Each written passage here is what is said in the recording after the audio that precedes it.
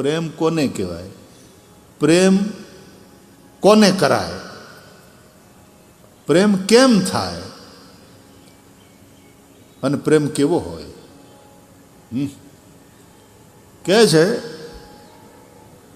લગ્નની અંદર આટલી વસ્તુ જોવી જોઈએ.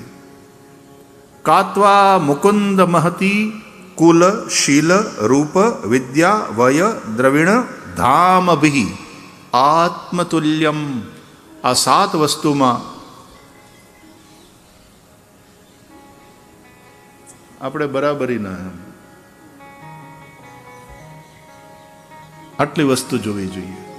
પહેલું કુળ, પહેલા કુળ જોવાય, પછી શીલ કેરેક્ટર ચરિત્ર. ઘણીવાર ઊંચું કુળ હોય પણ ચરિત્ર બરાબર ના હોય તો. ત્રીજું રૂપ, ત્રીજે નંબરે રૂપ આવે. કુળ શીલ રૂપ, આ ક્રમ હોવો જોઈએ. કુળ શીલ રૂપ. મારું બેટું વટાણ બદલાઈ ગયું, ઊંધું થઈ ગયું. પેલા રૂપ,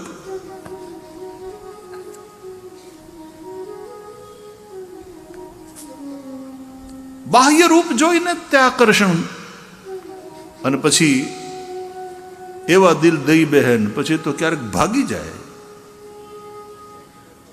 અથવા તો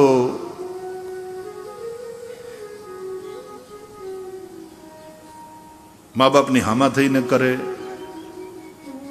અરે ક્યારેક તો અમારા સંબંધને સમાજની પરિવારની માન્યતા નહીં મળે અને સુસાઇડ કમિટ કરી નાખે બંને જણા સાથે મળીને. ये सारी समस्याएं हैं, ये सारी कमजोरियां हैं. इससे निकलने के लिए ये कथा मार्गदर्शन करती. कुल शील रूप, चौथું વિદ્યા. બંને કેટલા ભણેલા છે એ ચોથે નંબરે આવે.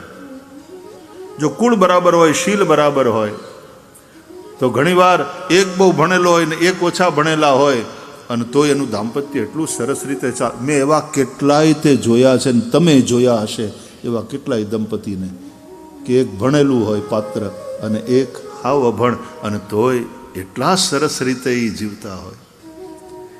અને બે ભણેલા હોય ને એવા બાંધતા હોય.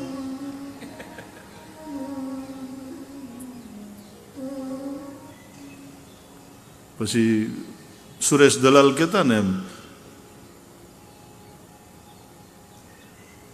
કે પછી ડ્રોઈંગ રૂમમાં હસે ને બેડરૂમમાં ભસે.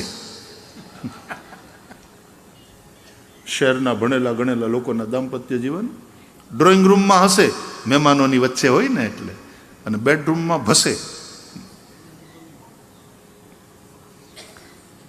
કુલ શીલ રૂપ વિદ્યા. ચોથું વય, ઉંમર. એ જોવી પડે. છઠ્ઠું દ્રવિણ, પૈસા.